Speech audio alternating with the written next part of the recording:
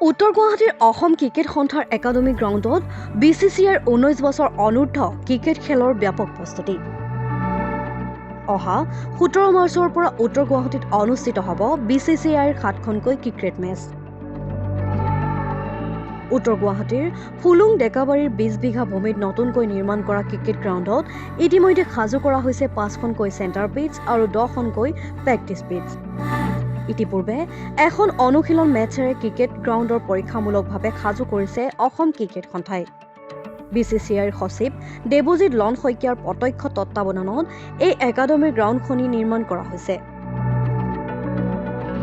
ডেকাবাৰী academy গ্ৰাউণ্ডত খেলুৱৈসকলৰ hostel, দৰ্শকৰ গেলেৰী নিৰ্মাণ হৈ উঠিলে এই ক্ৰিকেট গ্ৰাউণ্ডখন এখন আন্তঃৰাষ্ট্ৰীয় ক্ৰিকেট গ্ৰাউণ্ড হিচাপে পৰিগণিত হোৱাৰ আশা। কি ক'ব? হয়, আমিনগাঁও ৰাজচক্ৰৰ অন্তৰ্গত আমাৰ উত্তৰ ফুলুং ডেকাবাৰীত BCCI একাডেমী এখন হৈছে আৰু ইয়াতে আমাৰ মাৰ্চৰ 17 তাৰিখৰ পৰা এখন BCCIৰ মেটচ দিছে ইয়াতে আণ্ডাৰ 19ৰ আৰু ইয়াতে প্ৰায় 7খন মেটচ হ'ব বুলি এতিয়ালৈ আমি গম পাইছোঁ আৰু তাৰ কাৰণে তীব্ৰ গতিত কামখিনি আগবাঢ়িছে আৰু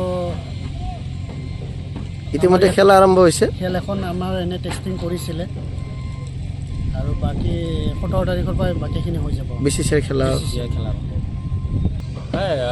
আমি এক প্ৰকাৰ ক'বলৈ খুবেই সুখিত, কিহৰ কাৰণে আমি ভাল এটা অনুভৱ কৰিছোঁ ইয়াতে, কাৰণ ইমান দিনৰ পৰা আমি খুবেই আশাবাদী আৰু বহুত কষ্টৰ ফলত আমি এইখন খেলা ইয়াতে প্ৰথমবাৰৰ কাৰণে দেখা পাম আৰু ইমান দিনে কষ্টৰ ফলত যিটো এতিয়া BCCIৰ খেলখন আৰম্ভ হ'ব অহা 17 মাৰ্চত, তো ইয়াক লৈ আমি বহুত গৰ্বিত অনুভৱ কৰোঁ, কাৰণ উত্তৰ গুৱাহাটীত এইটো প্ৰথমবাৰৰ কাৰণে এইটো বস্তু হৈ আছে।